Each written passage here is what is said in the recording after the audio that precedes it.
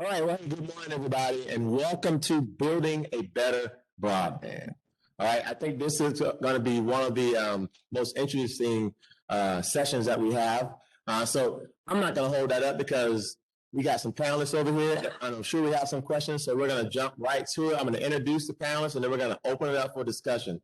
Now, I'm going to start by saying those of you who just left collective bargaining, you've already heard, the senator's bio, Jennifer Boykin, because she's kind of double hitting today. She started one and she's here now. So I'm just going to jump into, first of all, she's a 33rd district senator. That's what she represents, parts of Loudoun County and Fairfax County. She currently serves on 5 Senate committees: General Law and Technology, Judiciary, Privileges and Elections, Rehabilitation and Social Services, and Transportation. Senator Boysko is chair of the Broadband Advisory Council, which is what brings her here to us today. She's the vice chair of the Commission on Civics Education and the Senate representative for the Northern Virginia Transportation Authority. Senator Boysko graduated from Hollins University.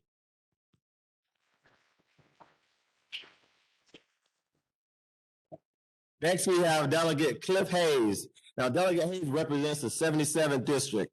And jumping right to it, he's got an extensive bio, but we're going to get right down to what he's currently doing. He currently serves as the chair of the House of Delegates Communications, Technology, and Innovation Committee, chair of the Joint Commissions on Technology and Science, and chair of the Virginia Data Advisory Commission, which is what brings him to us today. He was named 2021 Legislator of the Year by the Richmond Technology Council, and he is a member of the International Association of Privacy Professionals. Delegate Hayes has worked in technology management for more than 25 years.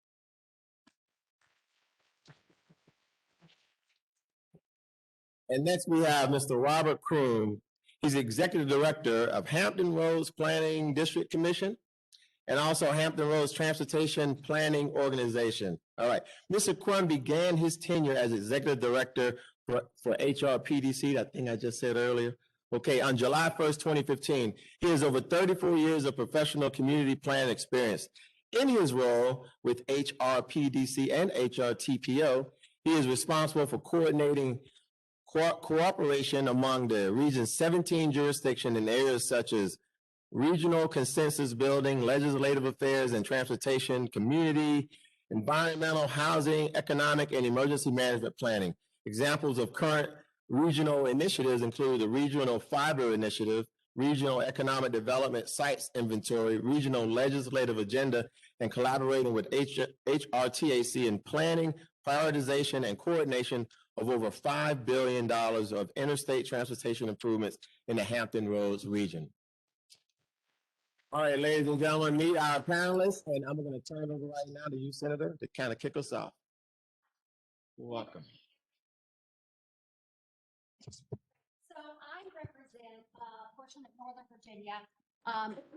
I represent parts of every magisterial district in Loudoun County and 3 in Fairfax County. If you know where Dulles Airport is, that is basically the heart of my district. And I have had a lot of people say, well, why do you care about broadband? You've got it, right? I come from rural Alabama. And my parents live in a town that is less than 3,000 people. So I do understand, and I have a big concern about making sure that we are making Virginia work for everyone.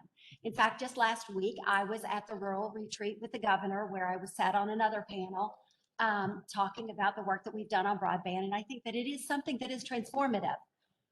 I have a long history in working around technology. So I went to Hollins College. That's what brought me up to Virginia. I got a job on the Hill with my U.S. Senator, Richard Shelby, in the late 1980s, then went and worked for a government affairs firm. That government affairs firm represented the cable industry and one of the baby bells, Southwestern Bell, at the time that I worked for it during the deregulation of the cable industry itself. And I can remember my boss telling me, one day we won't need to have phone books and you'll be able to find anything you want on a new platform through technology. And this is 30 years ago. I was really, it didn't seem like it would be real, but we are living in it right now. And this pandemic has shown us over the past 2 years why broadband is absolutely not just a luxury anymore, but is an essential part of our lives. And when I started, I joined the Broadband Advisory Council in 2016 when I was a freshman in the House of Delegates. And at that point, we had $1 million to spend a year for the entire state. We knew that Tennessee was investing $200 million. I went and presented in Colorado with my colleagues to talk about what we were doing in Virginia. And again, Virginia was not at the top of the list of the best plan. Now we see, just 6 years later, we have just gotten the ARPA funds with $700 million of investment. The Commonwealth itself has invested hundreds of millions of dollars. And with the federal funding that's coming down that you heard Senator Kane talking about, we have a minimum of another 100 million coming towards Virginia.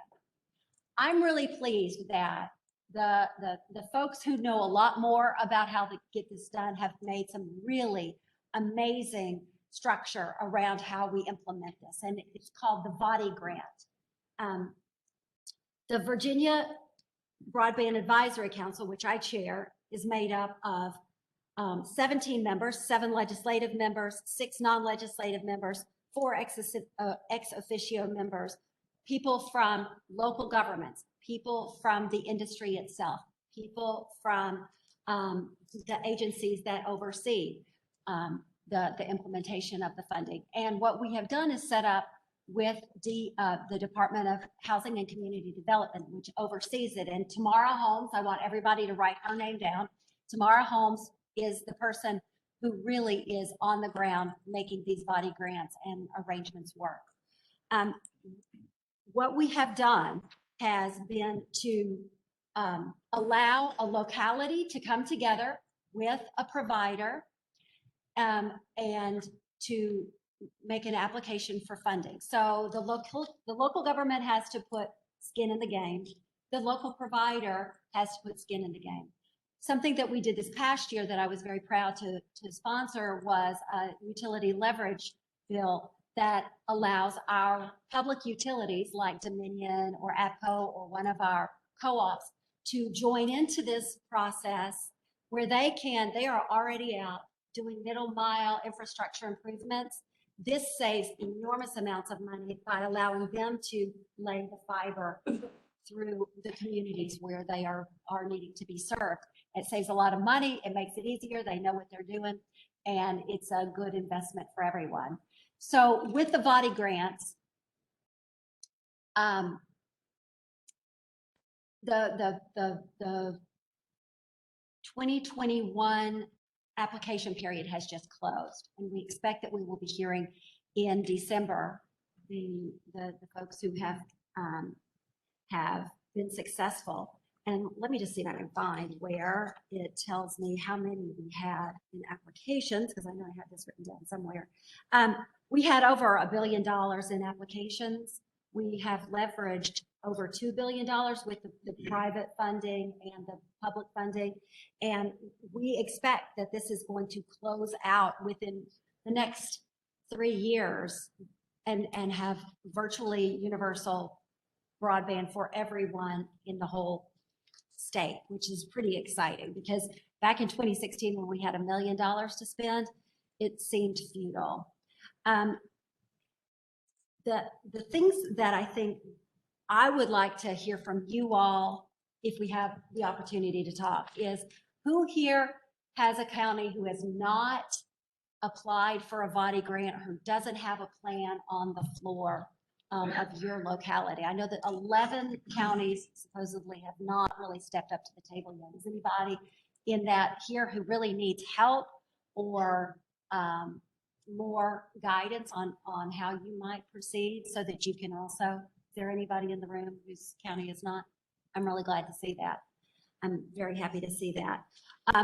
I'll just give you an example of the way one of my localities, Loudoun County, embarked in this. So the county partnered with a company called All Points Broadband, and they have done work in the eastern portion of the state, down in the south, as well as in Northern Virginia and the central portion of the state.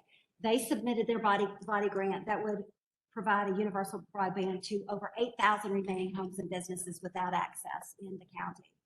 If awarded, that grant will deliver $17.5 million to accelerate fiber deployment. And it is one of the utility leverage programs. So they're working with Dominion Energy and NOVEC, Northern Virginia Electric Co-op. NOVEC already has fiber deployed in the field as part of their smart grid. All Points is going to leverage that to do the last mile deployment. So NOVEC already put it in the ground. All Points is going to go through and just make those last connections. That's why it's going to be less expensive than having to go out and start from scratch. During the development of the project, NOVEC, Dominion, and All Points have invested hours and hours of staff planning in developing this process. And that's one of the things that I want to make sure that you all understand is that you have to have done all of the due diligence, and working with Tamara Holmes and her team will assist you in answering all those questions that you might have in that, in that process. During the construction, All Points and NOVEC will work side by side to make ready analysis for the fiber distribution routes in the infrastructure, and they have set a time frame for completing the make-ready engineering and construction. This is the kind of partnership that we're talking about is going on all over Virginia, and it's just really exciting because, as I said, Virginia is now one of the leaders in the entire nation. I was just asked to go to Florida last week to make a presentation before the National State Legislators Conference. I chose to go to Farmville instead to talk to Virginians about what we're doing, because I think that we need to be focusing on at home and making sure that we are really sharing the good news that we are undergoing. We've done several legislative initiatives besides the utility leverage program. In 2018, I carried a bill that has our local comprehensive planning units include broadband in their consideration so that people start thinking, okay, how do we do this? I plan to carry a bill this year, and I certainly want to continue our conversations with you all about when you are looking at making new residential developments, that broadband will be part of that essential infrastructure that needs to go into the ground. We also have a whole bunch of work to do around affordability. We know that in places where I live and represent, there are people who are living in abject poverty, and they can't afford even the reduced cost services. So we carried a bill last year that allows our school boards to share the information with qualified family members at the school level about the programs that are available to them, so that they know that they can communicate with the families. Senator Monty Mason carried a pilot program that will allow the Department of Social Services to help serve as a clearinghouse to help people understand if they qualify for these reduced programs. And we know that we have federal funds coming in that are going to be focused specifically on affordability.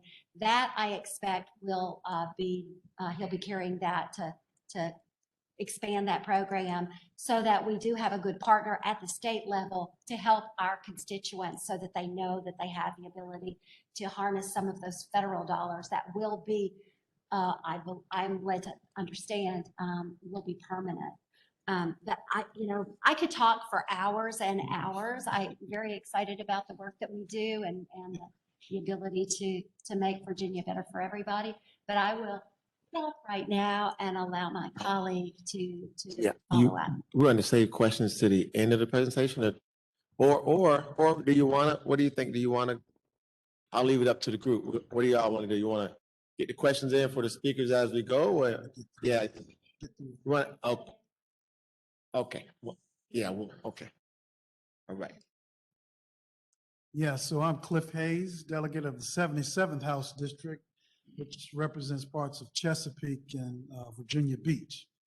Senator Boysko has already laid out for you a lot of the energy around what's happening here in the Commonwealth when it comes to broadband.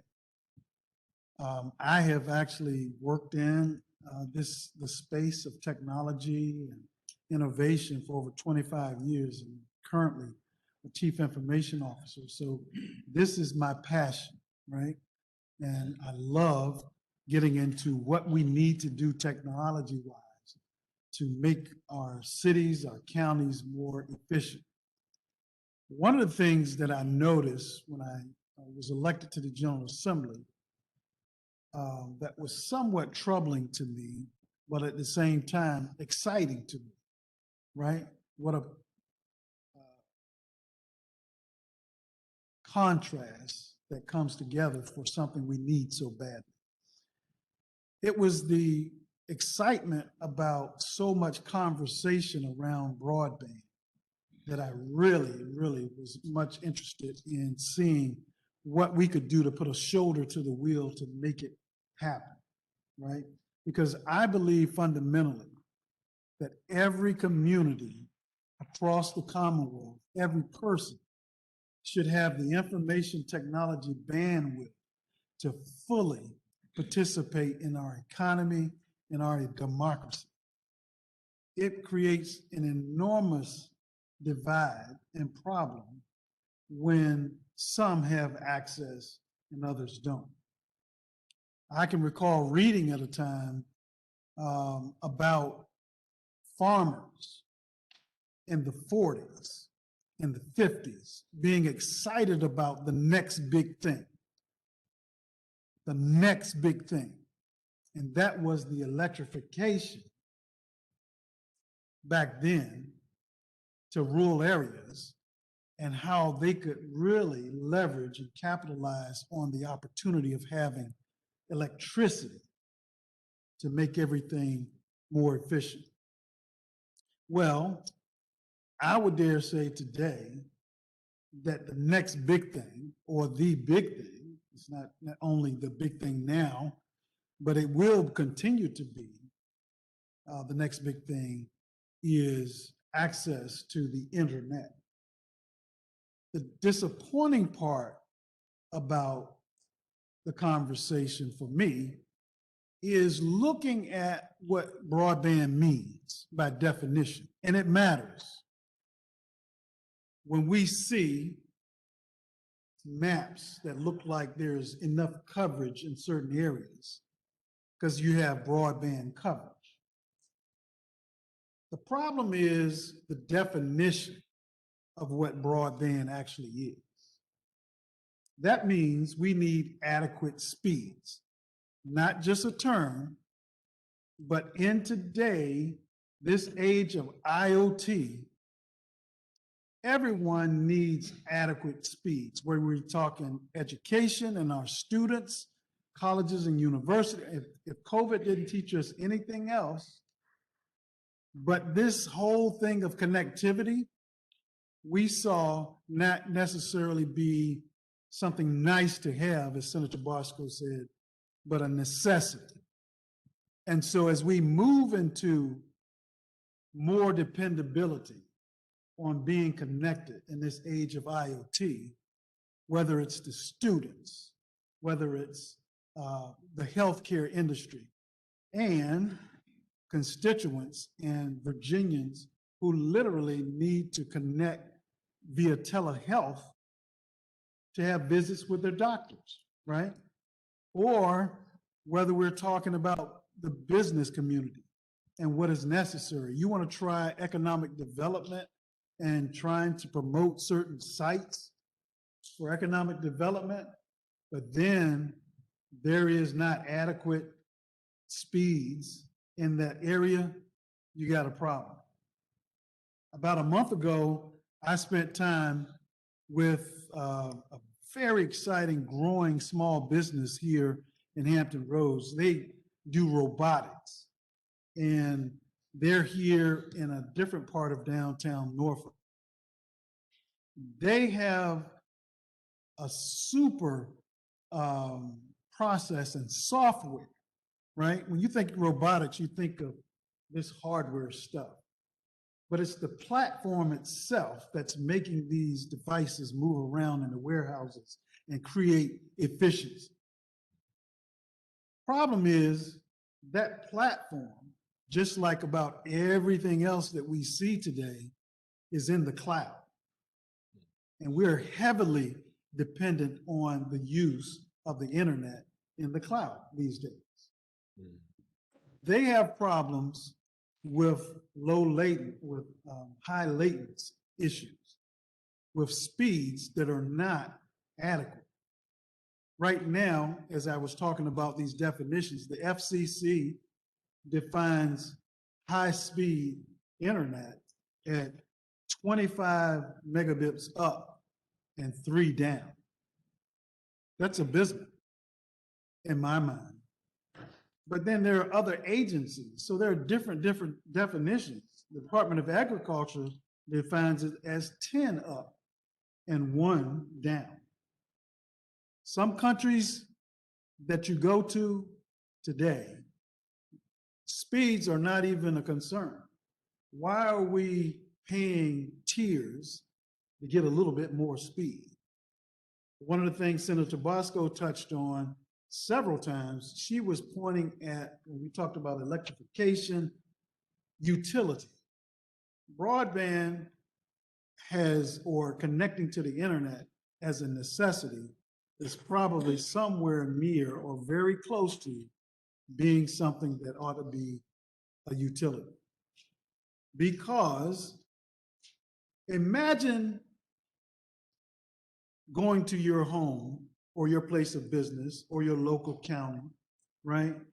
And you could only turn the switch on and the lights were just enough for one side of the office.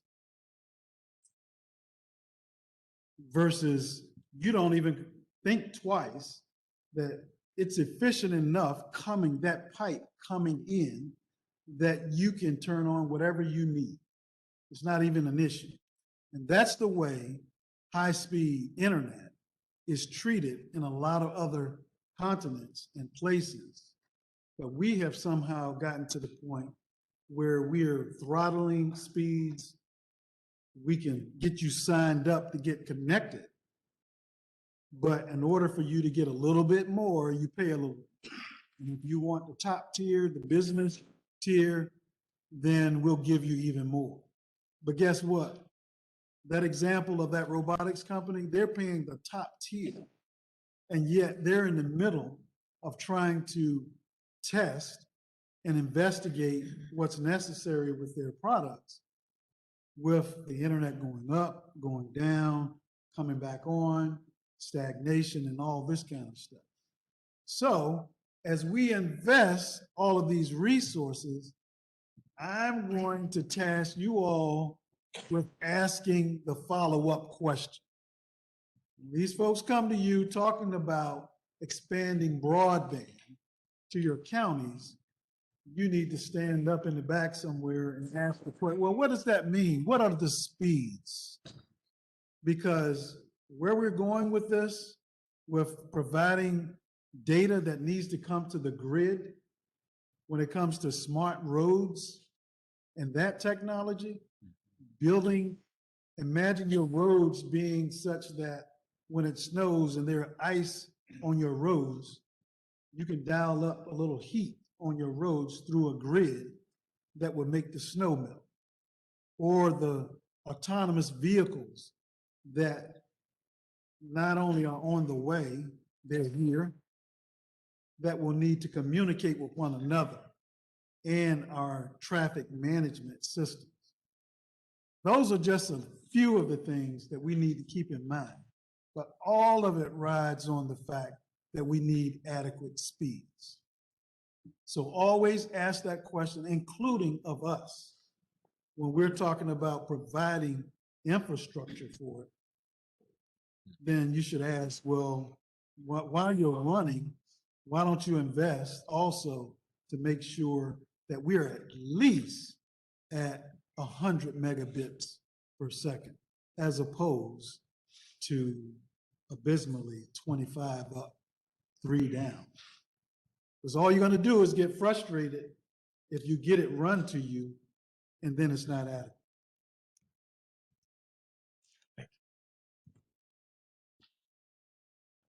Thank you so much. I'm going to give you a little bit of a PowerPoint. So I'm going to stand up, if you don't mind, so I can point some things out over on the screen. Before we start, my name is Bob Crum. I'm the executive director here, as was mentioned, of the Hampton Roads Planning District Commission, the Hampton Roads Transportation Planning Organization. I'm fortunate to work with 17 local governments here in the Hampton Roads region. You might start by saying a region of 1.7 million people that has these large cities, why are you so worried about broadband? Delegate and Senator, I want to begin by first thanking you for your leadership at the state level, because it's what you're doing that's really allowing us to move forward. I also want to thank Mr. William McCarty, my board member from Isle of Wight County. We're working with his county right now on a body application with 2 other localities. But for us, broadband is a big deal.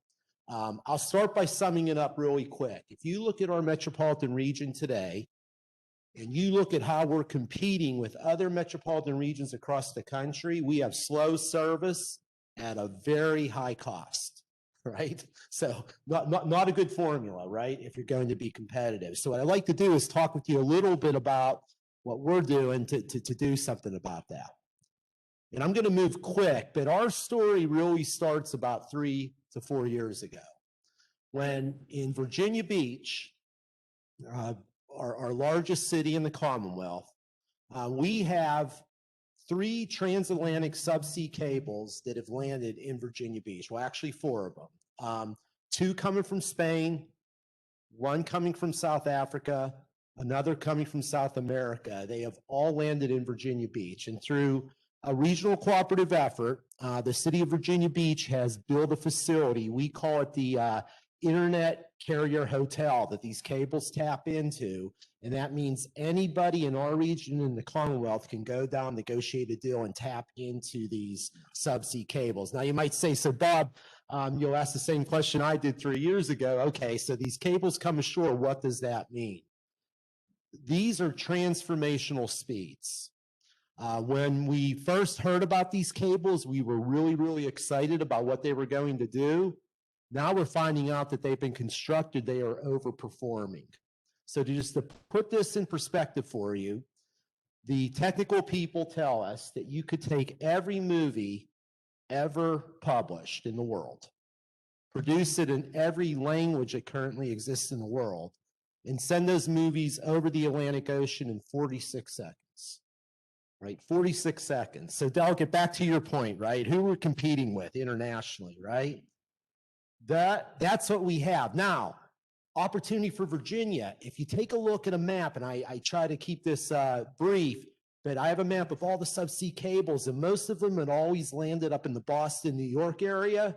The others have all clustered down here in the Florida area. Virginia and Virginia Beach is the only place in the Mid-Atlantic region between Jacksonville, Florida, and the Northeast where these cables have come ashore. We think this is an incredible, obviously for my region, an incredible economic development opportunity. Frankly, it's a great opportunity for all of your regions and counties. This is significant. And what's happening under the leadership of our Commonwealth with body and all the other things, this is the chance to leverage this for our communities. I want to talk with you a little bit about what we're doing. So my board, the Hampton Roads Planning District Commission, that represents our 17 local governments, has endorsed a regional plan that's going to start by connecting to these subsea cables in Virginia Beach. The first thing, and we just at 4 o'clock on Friday had a huge vote on this. We're going to build a Southside fiber ring as our first phase. I'll talk more about that soon. As the second phase, we're going to extend through our 2 bridge tunnels, Hampton Roads Bridge Tunnel, which hopefully you noticed all the construction when you were coming through. We're really excited about that. Modern to Merrimack, we're going to build a similar ring on the peninsula.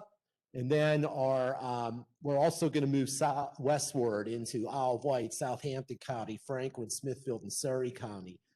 For this segment, we actually did submit a body grant this year, just a couple weeks ago. But for this Southside fiber ring, I'd like to tell a little bit about what we're doing in that regard.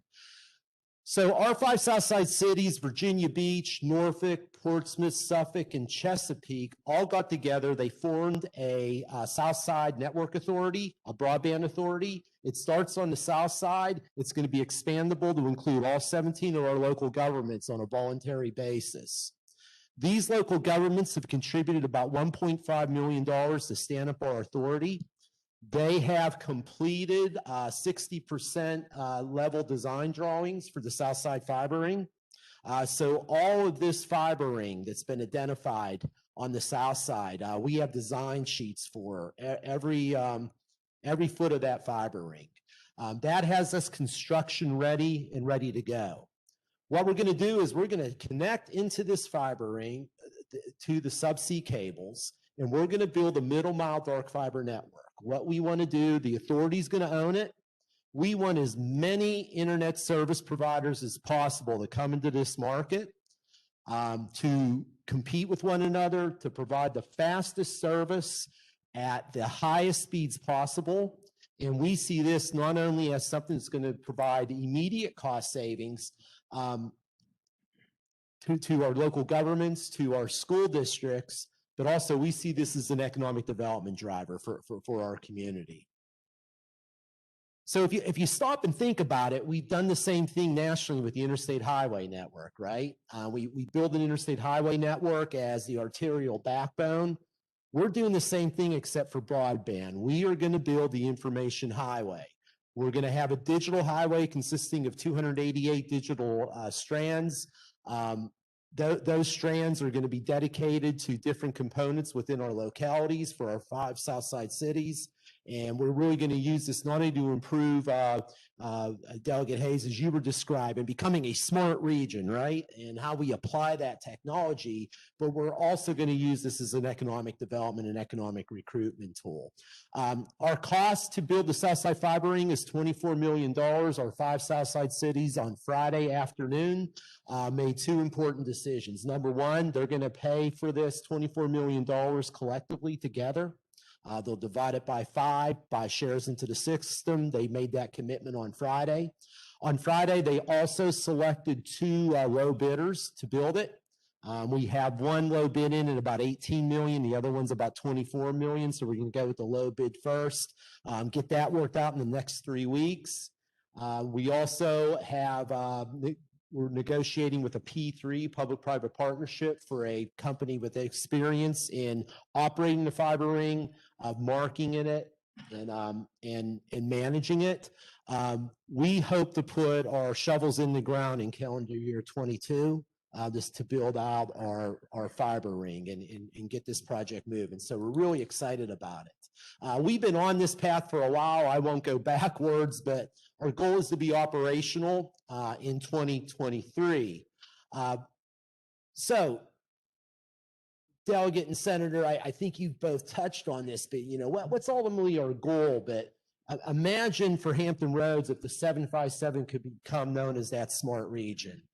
We have issues with sea level rise and recurrent flooding. There's no reason that you should have to drive down Hampton Boulevard and be surprised that the road is flooded when we can be letting you know ahead of time, right? That happens now in our region, right?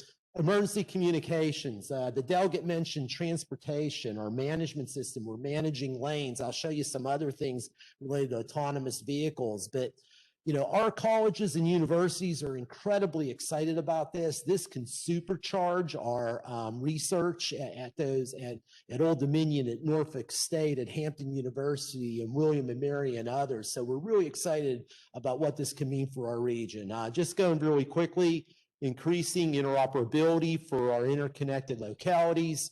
I mentioned we have got flooding problems. We are mapping out right now a set of region-wide storm sensors that's going to detect flooding. This fiber network's what we're going to ride on, right? This is going to be real-time notification for our residents. Delegate, you mentioned it, autonomous vehicles. So I'm not certain that if I'm ready to get in one yet, but if I do, it's going to be riding that type of fiber ring, not those slower speeds, right? So we really see this as the backbone of our infrastructure system. You know, the thing for us and what we learned from COVID is, let's be honest, you know, 2 years ago, I didn't know what Zoom was, right? Now I'm doing 50 of these things a week, just like you all are. But the one thing that we've learned is, if you got fast internet, people can live anywhere they want and work anywhere, right? And as we think about how we compete for the smart workforce, We think our quality of life here with our ocean, with our bay, with our beaches, which are tremendous cities, will attract remote workers, but we need this regional network ring to keep them here. And we're really, really excited about that. Pre-COVID, the distributed workforce was growing and was expected to be 50% by 2030 pre-COVID. Right now, the distributed workforce is expected to reach 50% by 2025. More and more people working from home. I'm still trying to get that figured out from a management standpoint. We're getting there. But clearly, internet broadband is going to be key. And clearly in Hampton Roads, I'm going to be honest, there is not a month that somebody down in Jacksonville or someplace else isn't looking at one of our military bases, right? This is how we prevent a future BRAC in our region, right? We're going to use this broadband. The Navy wants to move to more remote work possibilities. They need this broadband service. They need this fiber. We think it's going to be a key part of it. So in summary, we're really working to future-proof our 757. Really excited that we have 17 local governments, both counties and cities, that have offered their support and endorsement of this regional fiber network. A lot of people say, well, why this? Well, it's happening all over the country. There's over 500 community broadband networks across the United States. We hope to be another successful one. We've been recognized nationally. We were invited to be part of a national infrastructure competition. Actually, we were the winner in 2018 of the Smart Infrastructure Challenge, so we're really excited about that. This is a game changer for us, and we're really excited about see what we can do with it. So, sir, I'll stop there and turn it back over to our facility. Wow. Let me just say, wow. I am very impressed with this presentation. So before we get to questions and answers, I want to thank you all for being here, because we're going to go right to it. We got about 30 minutes, and we're just going to get into questions. And if you don't have any, I got about 10, but I'm going to hold mine to give you the opportunity to speak. But I will ask if you could step to the mic so we have some viewers online so they can hear you. But thank you all. Round of applause. Real quick. Yes. My name is Ron. In the hardest terrain there is. I'll comment first on you also have state military.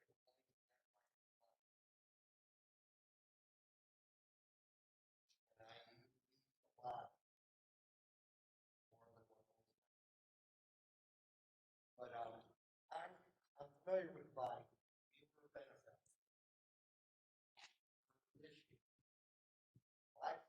Mark's been very helpful.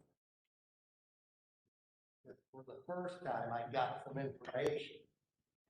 I have a problem. We've set up a monopoly in our region, and I keep getting this word that it's proprietary information. Tell me where you're going. I want to spend some of the ARPA funds where they're not.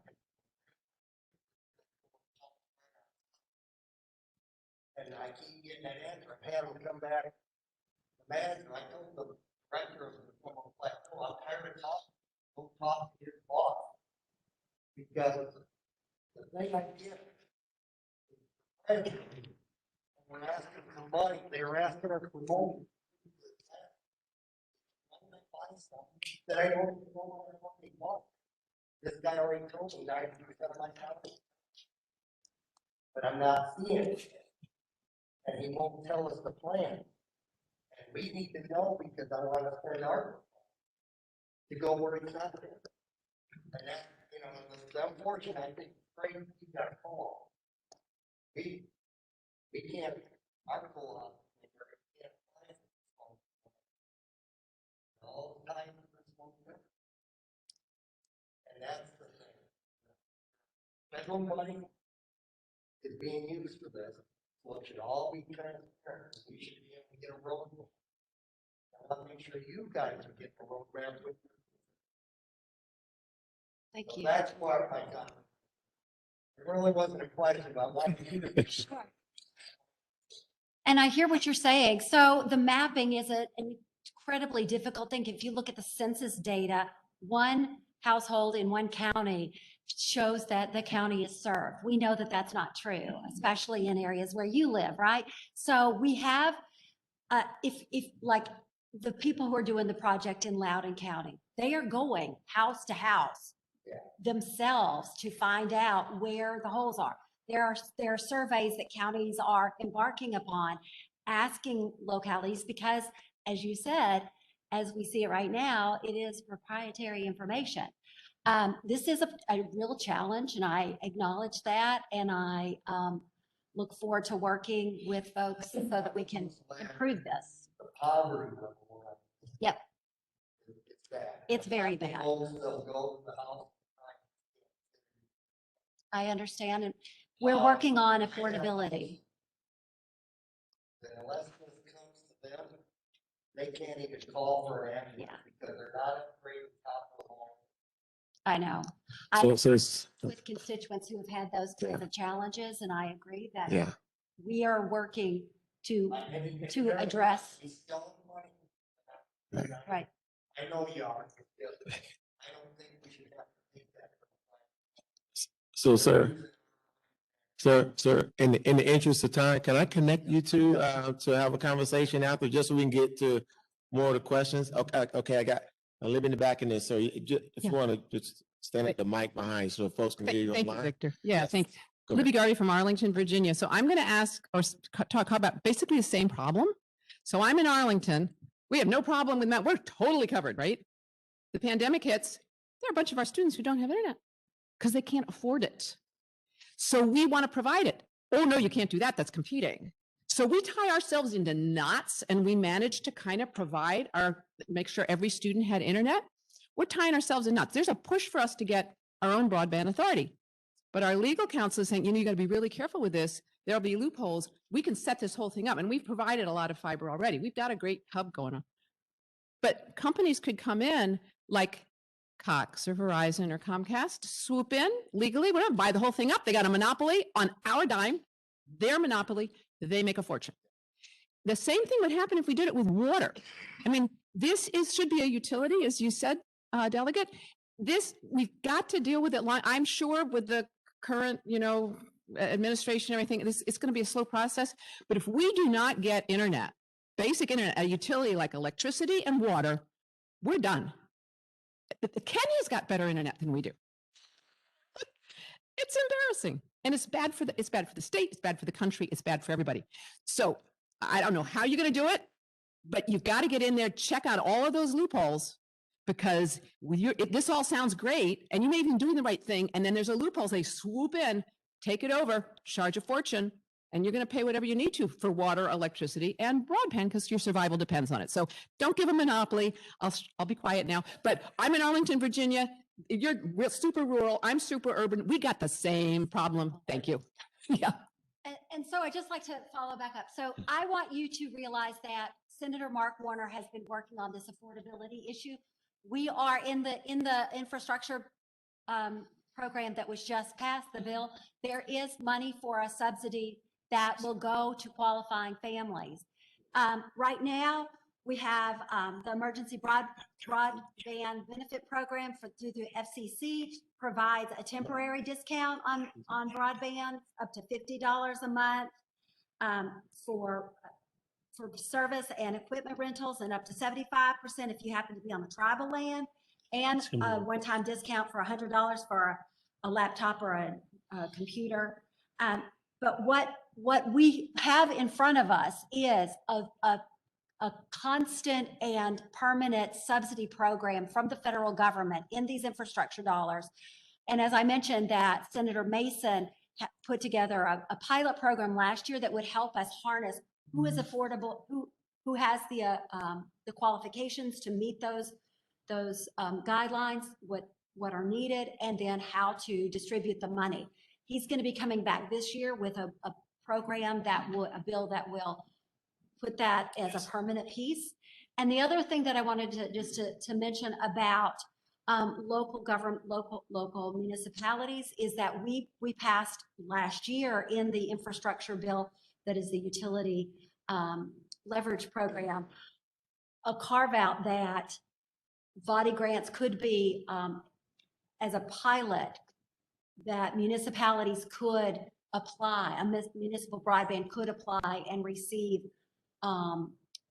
VODI dollars as a pilot program.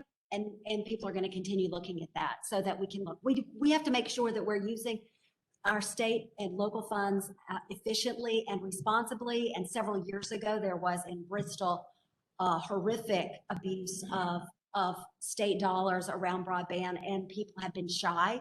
But as we see new broadband authorities popping up and showing that they have done their homework and they know what they're doing and they're being responsible, I imagine that we will continue to empower our broadband authorities to do a little bit more so that we do have a true competitive environment. I understand what you're saying.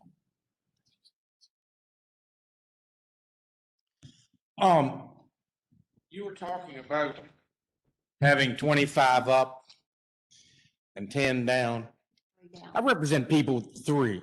I represent people that would kill for that because they currently have 0 down and 0 up. Part of the problem is the state, the legislation sat around while the electric companies fought about whether they could put fiber under telephone poles. And that shouldn't have happened. I'm in the county, I'm 65 miles from DC. My telephone doesn't work. My internet doesn't work. I have a WISP. You know what a WISP is? You know what a WISP is? I have a WISP. I had 0 up and 0 down for a long while. I got to load it up on something and go to the corner and steal somebody's internet. Now, and my phone doesn't work because I have a POTS. You know what a POTS is? A POTS is a plain old telephone service. And I told a woman 10 years ago when she told me that I couldn't expect the POTS to work, that she needed to quit smoking so much of it and get mine fixed. And they don't upgrade their phone lines. My cell phone doesn't work in the house. So, you know, my office is in my house. I've got this enormous hum in my office phone they won't fix. And I have to, sometimes my cell phone works pretty well in the house, but it depends upon who else is using it. And I mean, rural areas, and I don't mean really rural areas. I'm in Clark County. It's not that rural. And we're a pretty affluent community. We're very fortunate about that. But it's physically not there because the state, and you all are guilty, or maybe you all weren't there when they were doing this, I don't know. But the state is guilty of everybody wants to make sure that nobody does it but them. And the people I represent have suffered through that mentality because we have nothing for internet. And it's past time that the state stopped arguing, did it. We've got a VADI grant. We've had a broadband committee for 10 years. We're working on a regional VADI grant with the Northern Shenandoah Valley Regional Commission, which is going really well. But the same time that we're doing this, we get to the contested period, is that it? Where if you have some sort of rudimentary internet, you can complain. Well, the people that I have for internet, which is a WISP, they're complaining about providing service while I have a massive 0 up and 0 down, claiming that they provide internet to this area. I mean, it makes no sense. So that's my soapbox. Okay. Thanks. Sir. Yes, ma'am. I'm Wayne Carter of Mecklenburg County. We have applied for a VADI grant with 3 of our adjoining counties through our co-op. We feel that's a good economical way. Co-op's going to help these people. We have a wireless provider in my county.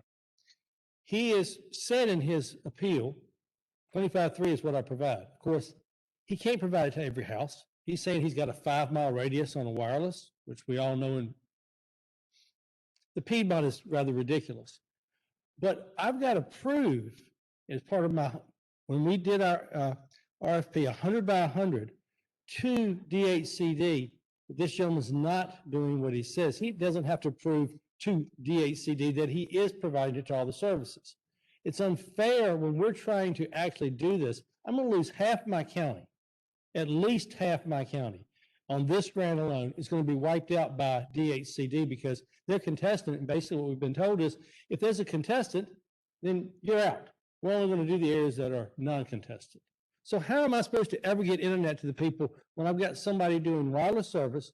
I'm requiring a minimum of 100 by 100. I'm using ARPA funds. I'm not going to be able to even get VATI funds from the ARPA money because of the fact that I've got somebody who knowingly in his application for his appeal says I'm providing 25.3. And you've sat here and said 25.3 is ridiculous. So please tell me what I'm supposed to do. I would be happy to follow back up with you after. I would love that. So for the body grants, and I should have explained this at the beginning of my thing, you have to have less than 25.3 to qualify for the body grant. It's for the absolutely unserved area, right? So Over half my county is. let's get together after this and make sure that I get your contact information. I'll reach out to our folks at DHCD and see if I can help you. Thank you. Absolutely. Okay. Wow. He's gonna go first and then you, sir. Okay, Thank all you. right. Yes, I'm John Rourke. I'm with Nottaway County. And first of all, I want to thank y'all because I would love to download your brains right now and just, be able to upload that and take all this information back because you've obviously done a lot of research. And I'm not going to sit here and forgive me, I made myself some notes so I don't get off point. I'm not going to sit here and pretend that I know everything about this because I don't. But I will suggest this. Y'all have heard this. We clearly from the state need better communications going forward, coming down to the counties. Instead of a trickle, I would much rather have an overload of information coming in. And I would say this, as a whole, true or false, cities and towns probably have a little bit better internet service overall.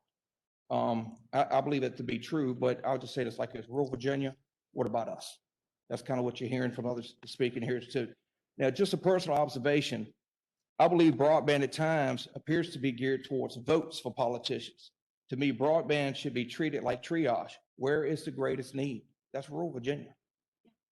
So I would like to see more of a concerted effort. Nottaway has, of course, FAST-C out of Fort Pickett, which is, as everybody knows, one of the refugee evacuation centers. And of course, we had the horrible ice storm that hit us back in February, which pretty much crippled the county. And of course, COVID. And some of that COVID money went towards buying hotspots for our schools. And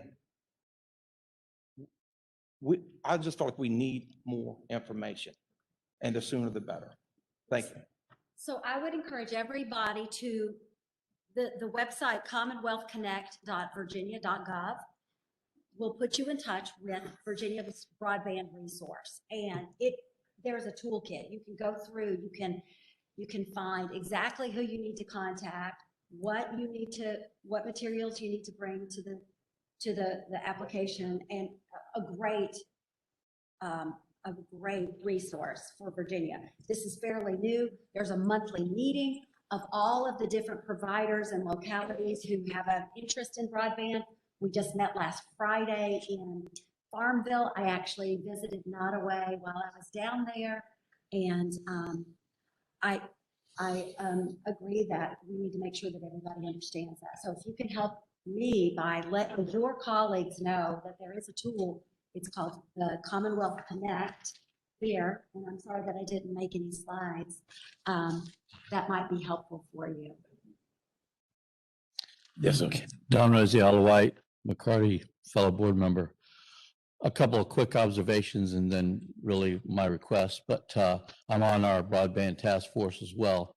And I think all of us are trying to communicate something. There's a slight sense of desperation. COVID has helped with that. We have issues with providers currently because it's not adequate. And then like where we applied for the second VATI, we didn't get the first one. In the first one, we followed the protocol of, okay, we're going to include all our really rural areas. Then we heard back, well, actually that wasn't enough homes. So it was just the opposite of we're trying to reach these unreached people and you're saying that's not good enough. So in the second one, we're including other municipalities and everybody in it because it says, well, you really need more numbers. So that's confusing. And I think there's a lot of confusion. So communication going forward is going to be really key. The fact that we're behind on this, COVID helped bring that on, is critical. So we need to be patient with one another. But on a granular level, we got to realize where we're really hurting And because of our situation, it's our students, it's our small businesses. And so I think we really need to strive to work together and have a broader outlook on this that's more inclusive, if you will, of everyone. And that's a direction we really need to push forward. And time is against us. We're behind. Our students are behind. Our communities are behind. Our new business growth is behind. And so I think what a lot of folks here is trying to say, can we get on the same page, realize that this is a new utility, right? It's the new utility. It's not just a service. It's a new utility and we're all struggling with it. So how to get there, help us provide information, push it out there. That's what we need. I might, to your point, several points that you made. Here is a start, right? In talking to us here, but there really needs to be a major paradigm shift where the counties, the cities are demanding of us as a legislature that we look at this issue from an adequacy standpoint. What's going to be adequate? And all of you, including the cities, the counties, have legislative packages. And they always say, be careful for what you ask for, right? I would ask that you include in your legislative initiatives, in your packages, that you talk about not just covering us and running some wire out to where we are, because that'll get done. But we need to be thinking in a way that's going to be adequate. It's going to be better than that. To your point about the kids, our Constitution says, in terms of an education, that any child that lives in the Commonwealth of Virginia is due, just by virtually of being a Virginian, a quality education that would be offered to you.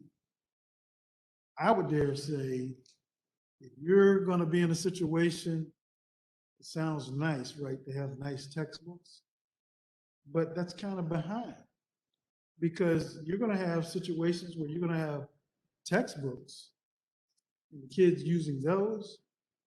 Other areas, folks are going to be moving with videos to assist them with their learning and all of this stuff that are like, by the click of a button, they can download immediately and watch this streaming whatever, because that's what the education is going to be requiring, that they be familiar with. So digital access is one thing. Digital competency is something on another level. And our kids just can't get there with what's going to be required of them in the workplace if they're not taught it, using it, etc., at early ages. So again, getting back to that fundamental requirement that we provide a quality education, there's going to come a time when a quality education is redefined and what's going to be necessary as a tool for them to learn and be ready and prepared for the next century, because they're going to be competing with folks not across the street and in the region. You just heard him share with us about the high-speed cables coming on the shore here, so that we can spread that out and our kids can literally have the level of education that's going to be needed. I don't care if it's a trade or they go into some other vocation with a college degree. Everything is going to be riding on what type of infrastructure that you have. Not whether or not you have an infrastructure, but what type. And so it's not fair to some areas to have to drive up the street and around the corner, up the hill and down the hill till you can find a hot spot and then try to hop on it. Yeah, it was neat to do that when it was fun, but what about our kids who can't connect at home. But you got to go to McDonald's and sit in the parking lot with them in order for them to do their homework. So, It's so, a serious thing. yes, sir. So we have about 10 minutes left. I have two here, so I'm gonna let her go first and then you follow up behind her. So maybe I'll be able to get one in, but we'll see. You might not. I don't think so. Go ahead now, yes. I'm Pam Carter. I'm from Augusta County and I serve on our broadband committee, but I also am on the FCC Intergovernmental Advisory Council. And I would say to every one of you in this room, you contact the FCC and hound them because I get so frustrated on some of these calls because they've got these illusions of grandeur and, you know, we're going to do this. We're going to get this information. We're going to get these census blocks corrected and da, da, da, da. And I say, in a month, in 6 weeks? Oh, it's going to take longer than that. So hound the heck out of them. Squeaky wheel deal. So take advantage. Just shoot them an email, call them, whatever. That's my philosophy. Gentle pressure applied relentlessly. That'll get you lots of good stuff. Second thing is we were approached by All Points in Augusta County. Now, we've been working on broadband and we've had some providers helping us along and we've gotten some VATI grants, but it's been slow. So All Points comes in and they say, oh, we can provide Augusta County 100% coverage. And I'm like, really?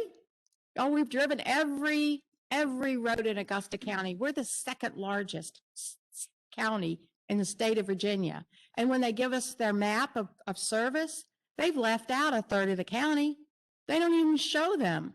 So, but the rest of the board heard, we're going to get 100% coverage. So they're thinking we've got to vote and go with them. But the carve out was, okay, you can't work with any other provider. You can only work with us. So goodbye, MGW, goodbye, New Hope Telephone, goodbye, all of this. I think that's a monopoly and illegal. But I haven't gotten an attorney yet to make that ruling. I just think it's wrong. And I think that they're going to come forward, and I hope I am so wrong on this, that they're going to come forward and say, you know what, we did our best, but we can't do it. And where's that going to leave these other providers that are out now that can't even apply for the VATI money? So, I just think it's totally unfair. So you're providing that barrier to creating good broadband coverage. And I'll tell you, this is amusing and I'll shut up then. So I love telehealth. I'm a nurse, but I have to drive to a brewery at 9 o'clock in the morning to have an appointment with my doctor. And he always has to say, and what is your location? I'm at the brewery. So now they've got me out as a problem with alcohol. No, just joking. I just think that's so funny.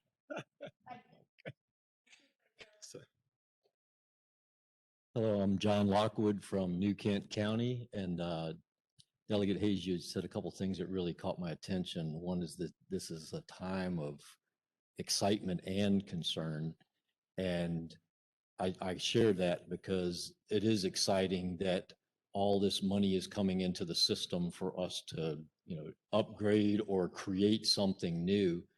And my concern is that we're all chasing the same thing at the same time. And there's a tremendous amount of money being pushed into the system. There's only so many contractors that can do the work. There's only so many devices available, fiber. I spoke to somebody yesterday that said, you're looking at 6 months if you're lucky just to get fiber. So my concern is, we're all chasing the same thing. We're all hearing promises from providers that may not be able to follow through with what they said they would provide.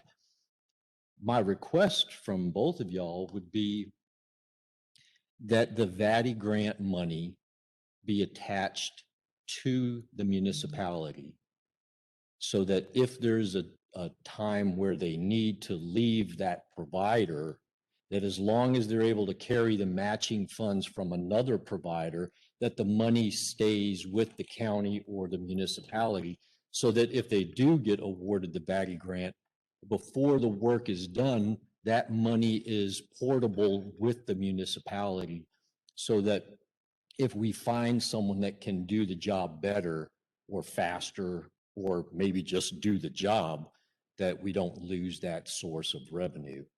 We're all going to be putting up tremendous amounts of money ourselves, not just matching funds, but money that we're going to have to put out that could go to other things, but we realize this is probably one of the most important. So for us to lose that would be truly a deficit. And I would like to see some legislation go forward that would allow for that to be transportable with the municipality. So, thank you. And I also really like the fact that the minimum standard is not what we should be shooting for. 25.3 is 25 years ago. So it's not even an option. So it shouldn't even be considered a standard. So thank you. Yeah. So my understanding, and I don't implement the grants, so I'm not.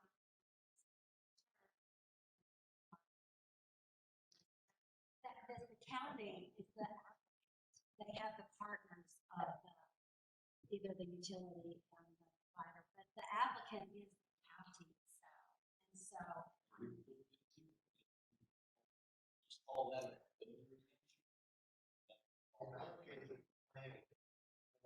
Okay, but it's the locality, it's not the, it's not the state. That's true.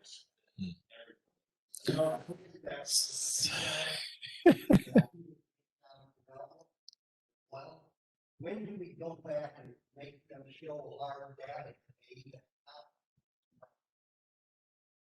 That is what I'm. My expectation is that we will see. I told my planning district director, put the money out, the economic development effort, instead of take out all the money, have to come by, pick up what we need. So, yes, ma'am. Yes, ma'am. The speed, the 20, the 25, that is that is the it has to be below that for you to qualify for fiber. It does not mean that that's what you're doing. Most of the projects that we are down in Virginia are fiber. So it's fiber to the home, which is much higher, you know. We still have so our plan is we still have providers state so that's where your rate structure starts. And you know, it should be. So didn't I say this is a great presentation? I did say that, didn't I? Yeah. Okay, so we have 3 minutes left. I have one question. I have a question. I really do. You talked a lot about fiber, broadband infrastructure, and Delegate, you mentioned the cloud, and a lot of information going into the cloud. Well, we know the cloud isn't really in the cloud, it's a building.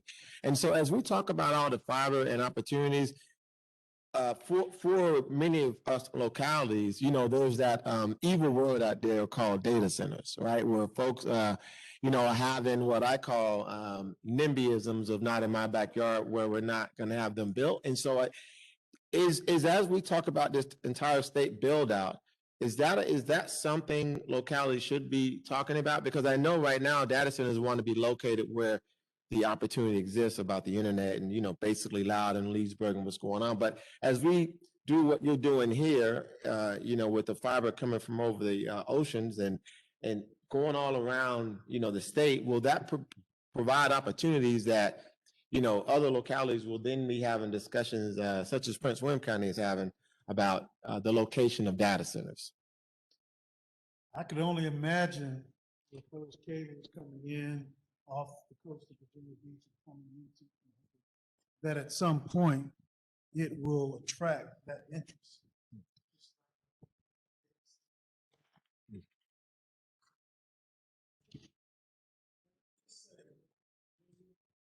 There are some studies that have said that upwards of close to 70% of the world's internet traffic flows through the Commonwealth of Virginia. 70%. And so if that is the case, then we ought to be leaders, right? In making sure that all citizens, no matter where you are, not just to say that we're able to stand up infrastructure to allow this stuff to flow through, but then on the other end of it, we have citizens that are not flowing through it. That's kind of an interesting place to be. And if I may say real quickly, Delegate and Senator, I saw a data the other week. 95% of the world's electronic data has been created in the last 2 years. I mean, that's more than my mind can really comprehend to think about that. But the question about data centers, yes, sir. I know, I don't know if any Henrico County people are in the audience. Henrico County's done some great work. They've actually worked with a private sector interest that has extended the fiber network from these subsea cables right up Interstate 64, the White Oak Industrial Park, the fourth largest, I believe, data center in the world is now located east of Richmond, Virginia. We've had similar data centers occurring in Virginia Beach. We see data centers being an opportunity because they don't want the latency. As you all know, when you're dealing on the global markets, particularly financially, milliseconds matter. The closer you can get to these subsea cables, the better you're going to be. For New Kent County, I know that there's conversation about I-64 becoming that innovation center and something to monitor because, you know, as you start to get all these users congregate in that area, we see that as an enormous opportunity. So, but it's an and conversation. It's not only the data centers, it's all the high-tech businesses and companies that we've heard referenced today. So, yeah. All right. So I feel like it was worth me keeping you over a minute. And I feel like this has been a great informative session. And so I want to thank again the panelists and you all for staying and enjoy this one.